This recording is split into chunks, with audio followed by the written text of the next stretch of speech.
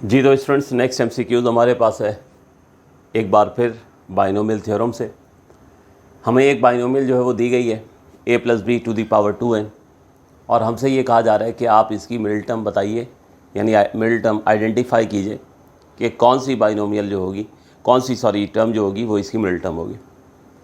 तो इससे पहले भी हम एक क्वेश्चन डिस्कस कर चुके हैं, आपको याद होगा a+b⁴ थी, ठीक है। तो यहाँ पर भी हमारे पास जो है, यूँ समझ लीजिए कि वही एमसीक्यूज़ है लेकिन जनरल फॉर्म में।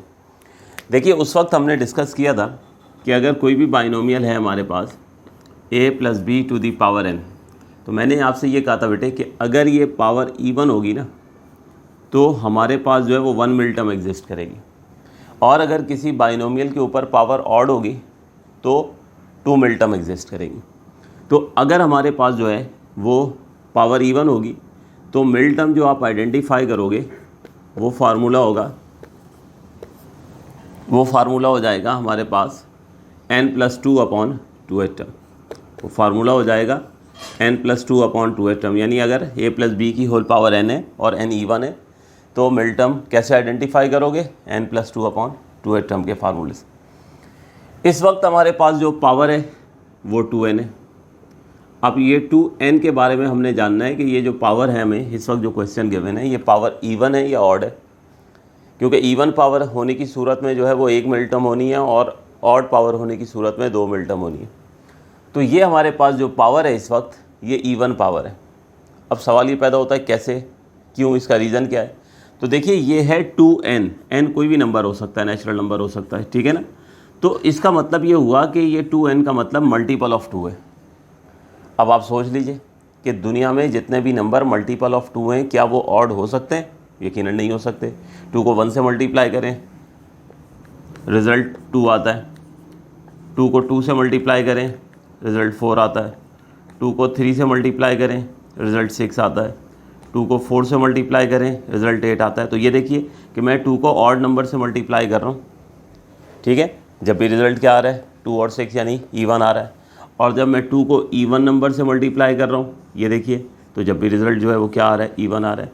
इसका मतलब ये हुआ कि हमारे पास दुनिया में जितने भी नंबर्स हैं वो मल्टीपल ऑफ 2 अगर हैं तो हमेशा इवन होंगे, ठीक हो गया। तो इस वक्त जो बाइनोमियल हमें गिवन है ये है a+b⁴ है। इसमें हमें ये तय कर लिया हमने कि इसकी पावर जो है वो इवन है, ठीक है। ये एक्सरसाइज में जब हम मिडिल टर्म फाइंड आउट करते थे तो एक क्वेश्चन भी हमने डिस्कस किया था और वहाँ पे भी एग्जैक्टली हमने यही बात जो है वो डिस्कस की थी, ठीक है। तो इवन पावर होने की सूरत में 1 मिडिल टर्म है और ऑड पावर होने की सूरत में 2 मिडिल टर्म्स हैं। तो चूँकि पावर 2n थी, मल्टीपल ऑफ 2 थी, तो मल्टीपल ऑफ 2 जो होगा वो हमेशा क्या हो जाएगा, वो इवन होगा। तो इस वक्त इवन पावर है। तो बस अब मिडिल टर्म आइडेंटिफाई करने के लिए n जो है वो पावर ऑफ बाइनोमियल को कहते हैं, तो n की जगह हम क्या करते हैं, 2n पुट कर देते हैं। तो बस n की जगह जो है वो 2n पुट करके सिंप्लीफाई करेंगे तो हमें आइडेंटिफाई हो जाएगा कि कौन सी टर्म जो होगी वो इस बाइनोमियल की जो है वो मिडिल टर्म होगी। तो बस सिंपल हमने करना क्या है कि न्यूमरेटर से जो है वो 2 जो है वो कॉमन निकाल लें, तो n+1 बचेगा। नीचे ऑलरेडी एक डिनोमिनेटर में जो है वो 2 मौजूद है। अब क्या होगा स्टूडेंट कि यहाँ 2 से 2 कैंसिल हो जाएगा।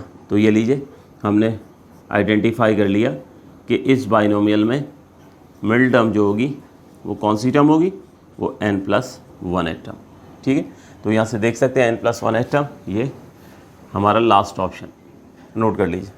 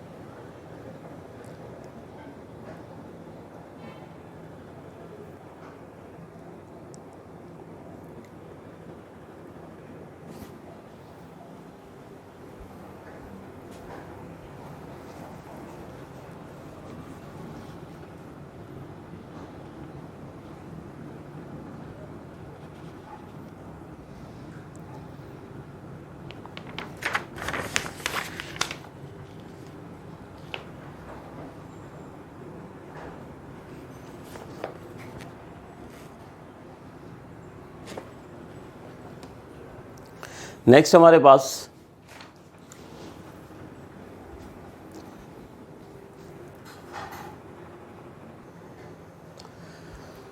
तो नेक्स्ट एमसीक्यू स्टूडेंट्स हमारे सामने एक बार फिर ट्रिग्नोमेट्री से, ठीक है। √1 minus sine square theta by 2, √1 minus sine square theta by 2 in 4 option में से किसके बराबर होगा। तो देखिए सिंपल हमारे पास जो है ट्रिग्नोमेट्रिक आइडेंटिटी हम लोग जानते हैं। ट्रिग्नोमेट्रिक आइडेंटिटी होती है sine square theta plus cos square theta, ये किसके बराबर होता है, ये 1 के बराबर होता है। Sine square theta plus cos square theta किसके बराबर होता है, ये 1 के बराबर होता है।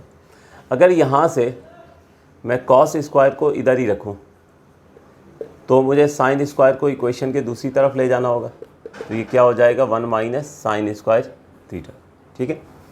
अब उसके बाद ये हमारे पास यानी आ गया कॉस स्क्वायर थीटा किसके बराबर हो गया 1 माइनस साइन स्क्वायर थीटा की। अच्छा आप लोगों की सहूलत के लिए अगर मैं इसको 1 माइनस साइन स्क्वायर थीटा लिख दूँ तो ये किसके बराबर होगा कॉस स्क्वायर थीटा के, यानी ये वाली साइड बस पहले लिख लिया और उसको बाद में लिख दिया। तो 1 माइनस साइन स्क्वायर बराबर हो जाएगा कॉस स्क्वायर के। अब इस आइडेंटिटी में ये चीज़ देख लो कि अगर यहाँ पर जो एंगल होगा इधर एंगल भी वही होगा। इसका मतलब अगर इधर थीटा है तो इधर भी तो थीटा है ना। तो अगर इधर थीटा बाई 2 होगा तो यकीनन यहाँ भी क्या हो जाएगा थीटा बाई 2 हो जाएगा ना। तो इस तरह से 1 minus sine square theta by 2 students किसके बराबर हो जाएगा कॉस स्क्वायर थीटा बाई 2, ठीक है। अब हमारे पास चूँकि हमारे क्वेश्चन में ये देख लीजिए कि रूट है और रूट के अंदर 1 माइनस साइन स्क्वायर थीटा लिखा हुआ है, तो 1 minus sine square theta by 2 को हमने रिप्लेस कर देना है किससे कॉस स्क्वायर थीटा बाई 2 से। तो यहाँ जैसे ही हम इसको कॉस स्क्वायर थीटा बाई 2 से रिप्लेस करेंगे तो स्क्वायर से क्या होगा रूट कैंसिल हो जाएगा ना, और स्क्वायर से रूट कैंसिल हो जाएगा तो क्या बच जाएगा कॉस थीटा बाई 2, यानी ये थर्ड ऑप्शन हमारा जो है ये करेक्ट हो जाएगा। नोट कीजिए।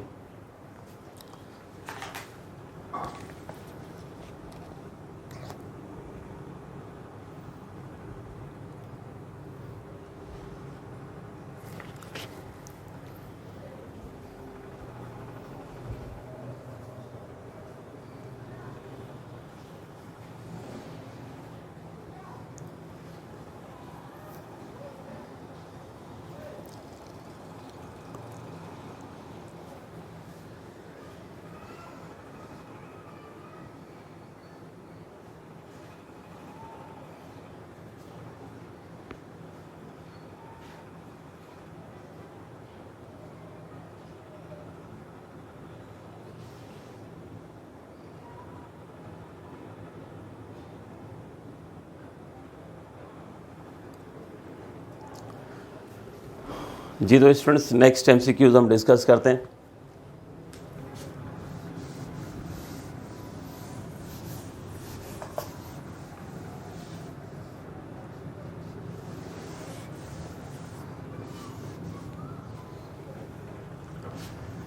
नेक्स्ट एमसीक्यूज है हमारे पास बहुत ही simple, iota to the power -2 equals to, iota की पावर -2 जो है वो हमें दी गई है और हमसे कहा जा रहा है कि बताइए किसके बराबर होगा। तो इसके जो ऑप्शंस गिवन है, फर्स्ट ऑप्शन है गिवन है हमारे पास -1, सेकंड ऑप्शन है -2, थर्ड ऑप्शन है आयोटा और फोर्थ ऑप्शन है 1। तो आयोटा टू द पावर -2, देखिए आयोटा स्क्वायर किसके बराबर होता है, आयोटा स्क्वायर बराबर होता है हमारे पास -1 के, ठीक है ना। तो इस वक्त हमें जो कह रहे हैं आयोटा की पावर -2 को सॉल्व करने के लिए कह रहे हैं, तो सिंपल इसको हम लिख सकते हैं ना 1 अपॉन आयोटा स्क्वायर, ठीक है। यानी आप जो है ये पावर पॉजिटिव करने के लिए इसको क्या करोगे डिनोमिनेटर में ले जाओगे, तो ये हमारे पास हो गया 1 अपॉन आयोटा स्क्वायर। और अब आयोटा स्क्वायर किसके बराबर होता है -1 के, ठीक है। यानी इस आयोटा स्क्वायर की जगह क्या पुट कर दिया -1। तो अब आप 1 को जब आप -1 से डिवाइड करोगे तो आंसर क्या आएगा -1, ठीक है। यानी इसका ऑप्शन होगा हमारे पास फर्स्ट ऑप्शन करेक्ट होगा, आंसर होगा -1। नोट कीजिए बेटे।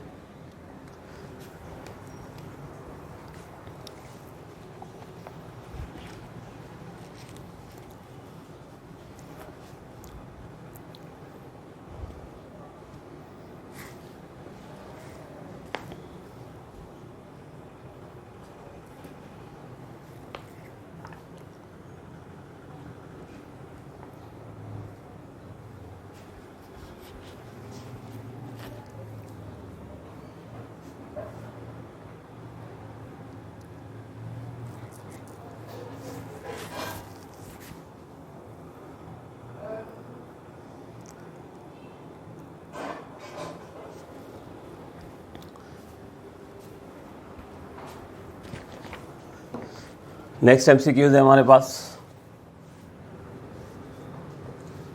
MCQs number 26।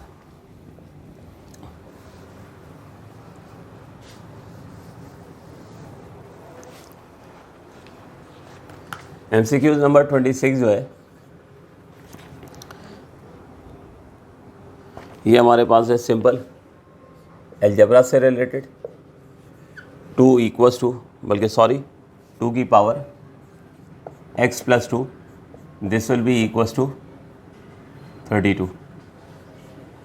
2 to the power x plus 2 equals to 32, then the value of x is. बहुत ही आसान सा एमसीक्यूज है। x की वैल्यू जो है वो हमने मालूम करनी है। इसमें जो ऑप्शन हमें गिवन है 1, 2, 3 और 5, तो बस सिंपल इसको अलजेब्रिकली सॉल्व करना है, सिंप्लीफाई करना है। तो हमें गिवन है 2 की power x plus 2 equals to 32।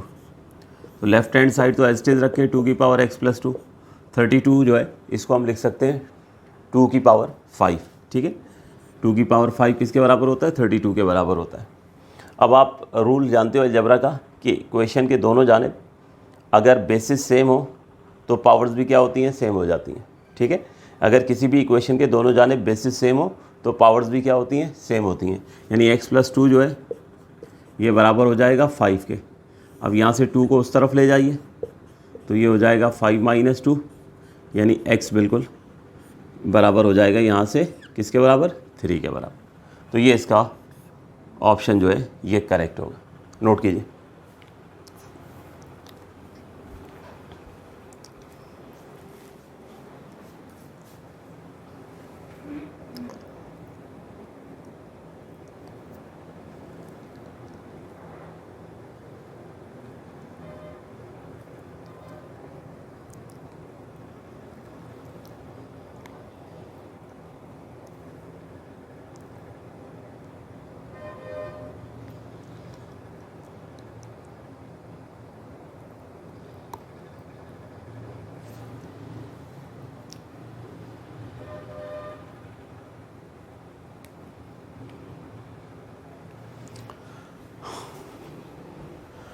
तो ये स्टूडेंट्स मैं आप लोगों को पहले भी बता चुका हूँ कि जितने भी एमसीक्यूज़ हम लोग डिस्कस कर रहे हैं यहाँ पर, ये सारे पास पेपर्स के एमसीक्यूज़ हैं। और पास पेपर्स के एमसीक्यूज़ को आप लोगों के साथ जो है वो डिस्कस करने का मकसद यही है कि आप लोग जो है वो कोई ज़्यादा परेशान होने की ज़रूरत नहीं है। रिड्यूस सिलेबस की वजह से जो है वो कोर्स वैसे ही आपका रिड्यूस हो गया है। तो बहुत सारे एमसीक्यूज़ ऐसे हैं जो जाहिर सी बात है उस एरिया में से आने थे जो अब पेपर में नहीं है। तो इसी वजह से मैं वो सिर्फ आप लोगों को एमसीक्यूज़ करवा रहा हूँ जो हमारे इस रिड्यूस सिलेबस में जो है वो शामिल हैं। बात समझ में आ रही है? यानी ये तमाम एमसीक्यूज़ जो हैं ये एग्जामिनेशन पॉइंट ऑफ व्यू से जो है ये इंपॉर्टेंट है, इनको बहुत अच्छे से जो है वो कर लीजिएगा।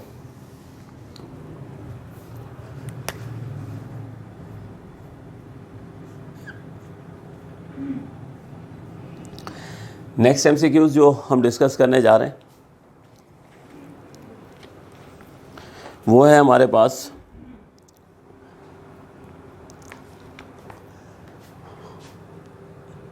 ट्रिग्नोमेट्री से related in radians the angle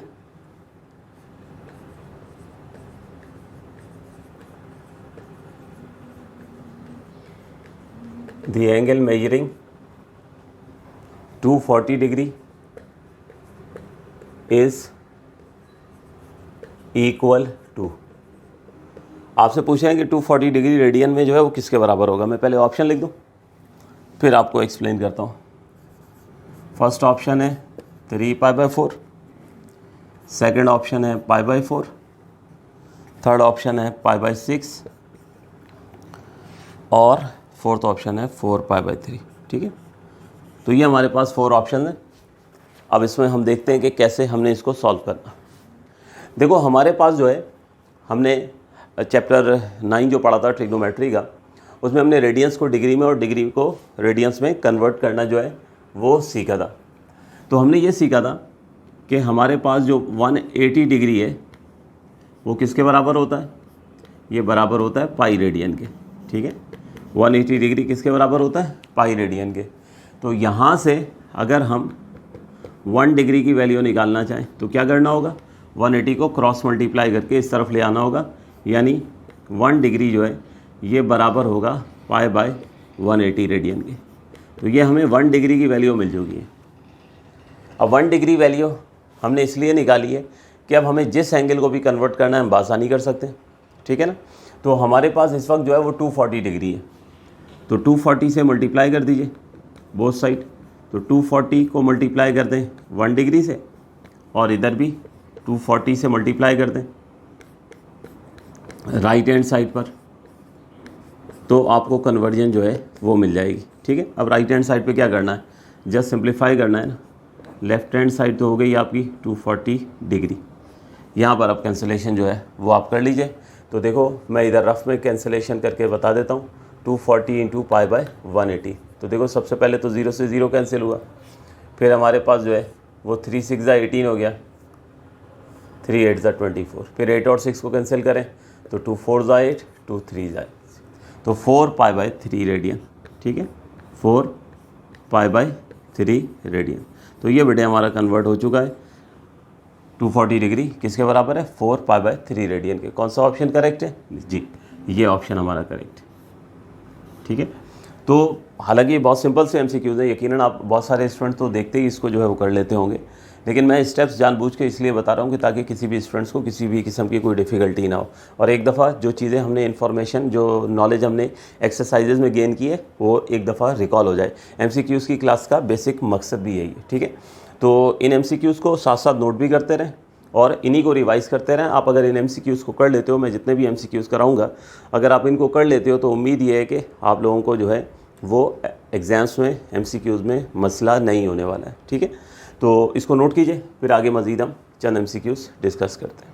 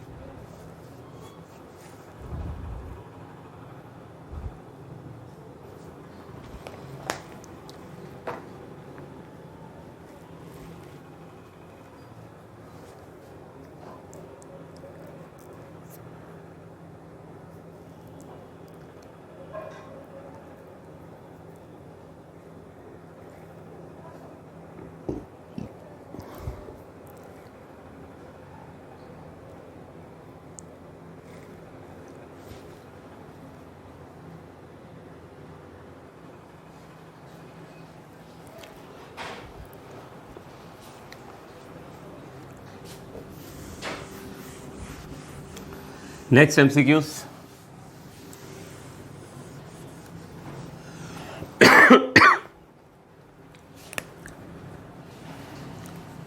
next MCQs है हमारे पास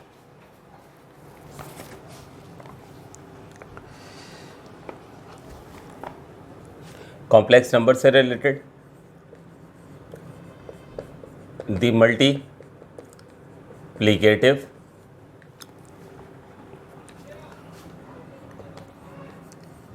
inverse of A comma B is. Option है हमारे पास, फर्स्ट ऑप्शन है 1/a 1/b, second option -a/a² + b², b/a² + b²,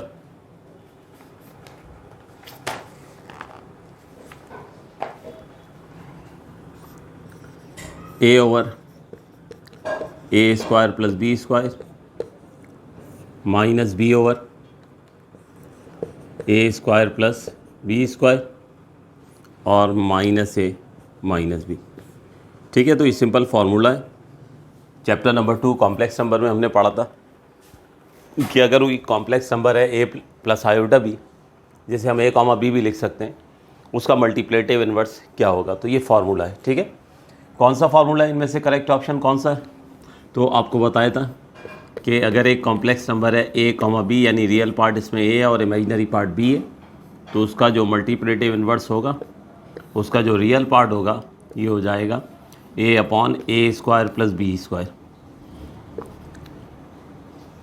comma imaginary part होगा minus B over A square plus B square. ठीक है, तो ये बेटे हमारे पास जो है ये फार्मूला याद रखिएगा, ये अक्सर एमसीक्यूज़ में पूछ लेते हैं।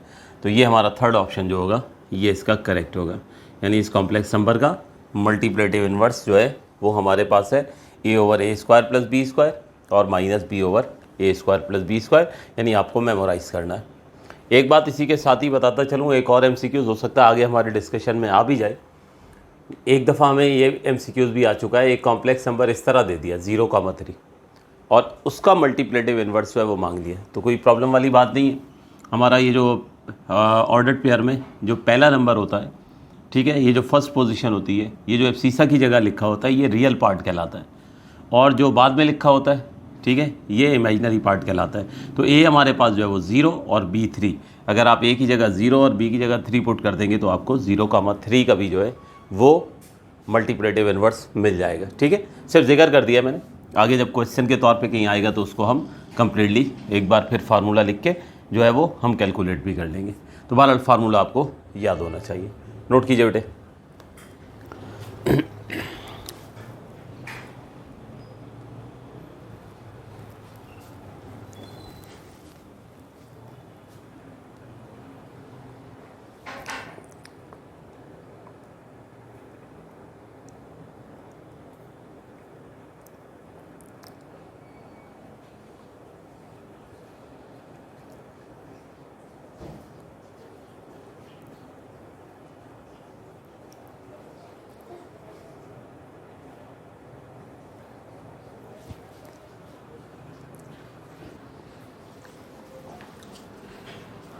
तो ये नेक्स्ट एमसीक्यू जो है हमारे पास इसी की स्पेसिफिक एग्जांपल है, अभी मेरे सामने आ गया तो इसको अभी हाथ के हाथ ही कर लेते हैं। ये आ चुका है, the multiplicative inverse of 0, 1 equals to the multiplicative inverse of 0,1 equals to complex number दिया गया था और हमें ये कहा गया था कि उसका मल्टीप्लिकेटिव इन्वर्स जो है वो आप निकालें। ठीक है, तो मैं पहले ऑप्शंस लिख देता हूँ, उसके बाद बस ये जो फार्मूला आपके सामने लिखा हुआ है इसमें जो है वो हमने ए और बी की वैल्यू पुट करनी है और कैलकुलेशन जो है वो करनी है। तो इसके जो ऑप्शंस हैं, कहाँ चला गया क्वेश्चन जी, 1,0 फर्स्ट ऑप्शन है, second option 1/2, 1/2, third option 0, -1 and the last one is 1, -1। तो इस कॉम्प्लेक्स नंबर का मल्टीप्लिकेटिव इन्वर्स जो है वो मांग रहे हैं। तो इस कॉम्प्लेक्स नंबर में हमारे पास जो है रियल पार्ट जिसे हम ए से रिप्रेजेंट करते हैं उसकी वैल्यू हो गई 0 और इमेजिनरी पार्ट जिसे हम बी से रिप्रेजेंट करते हैं उसकी वैल्यू है 1। तो ए की वैल्यू 0 और बी की जगह 1 बस आप पुट कर दीजिए, ए की वैल्यू 0 और बी की वैल्यू 1 पुट कर दीजिए और जो है वो आप इसको कैलकुलेट कर लीजिए तो आपको मल्टीप्लिकेटिव इन्वर्स मिल जाएगा। तो a upon square of 0 plus square of 1। ठीक है, ए की वैल्यू 0 और बी की वैल्यू 1 पुट कर दी है। इसी तरह यहाँ सबसे पहले ये माइनस फार्मूले का आएगा, बी की वैल्यू हमारे पास जो है वो 1 आ गई, ए की जगह जो है वो 0 और बी की जगह हमारे पास 1। तो बस अब स्टूडेंट इसकी कैलकुलेशन करनी है। तो ये हमारे पास 0 का स्क्वायर 0 ही हो जाएगा और 1 का स्क्वायर 1, तो 0 + 1 1 हो जाएगा। इसी तरीके से -1 ओवर यहाँ 0 का स्क्वायर 0 और 1 का स्क्वायर 1, तो 0 + 1 1 हो जाएगा। और इसको मज़ीद अगले स्टेप में अब हम जानते हैं कि किसी भी नंबर को 0 को किसी भी नंबर से डिवाइड करें तो आंसर 0 ही आता है। तो इस तरह से हमारे पास जो आंसर आ जाएगा 0, -1, यानी इस कॉम्प्लेक्स नंबर का जो मल्टीप्लिकेटिव इन्वर्स है वो है हमारे पास 0, -1। तो ये थे हमारे बेटे आज के MCQs। इंशाल्लाह मज़ीद अगले लेक्चर्स में हम इसको फर्दर जो है वो कंटिन्यू करेंगे। थैंक यू एंड अल्लाह हाफ़िज़।